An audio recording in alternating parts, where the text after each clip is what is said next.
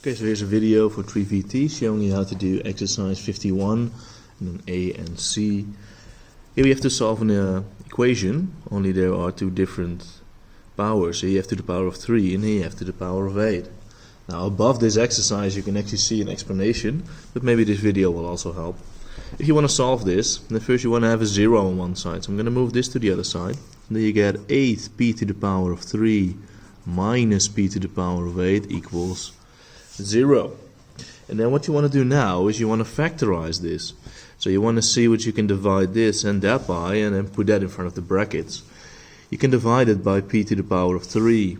If you do that, then here you have 8 left, and here you have p to the power of 5 left, and that equals 0. So if you factorize it, then now you can make it into two equations. You can say p to the power of 3 is 0. Well, to solve that, you can just say that p is 0. So that's not so hard. On the other side though, or, we also have 8 minus p to the power of 5 equals 0.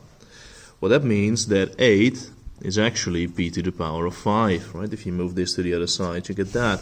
So if you want to know what p is, you have to take the 5th power root of 8. Now, the 5th power root of 8 you can calculate with your calculator. In a previous video I showed you how to type that into your calculator.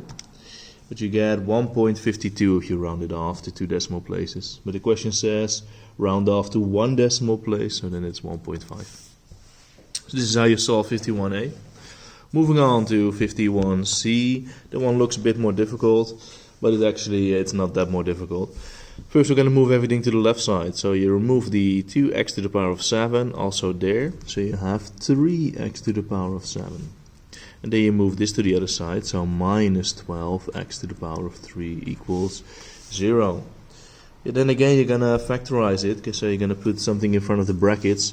This time you can put the 3 in front of the brackets, and also x to the power of 3. So if these letters are the same, it's always the lowest power that you can put in front of it.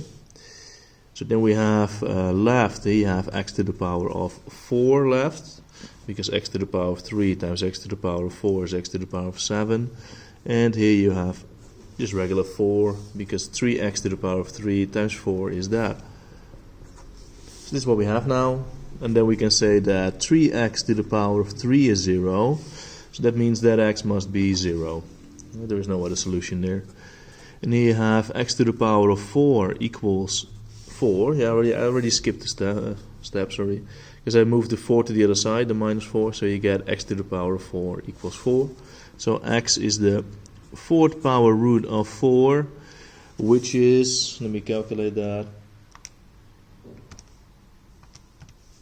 The 4th power root of 4 is 1.4. And then because the power is even, x can also be minus 1.4.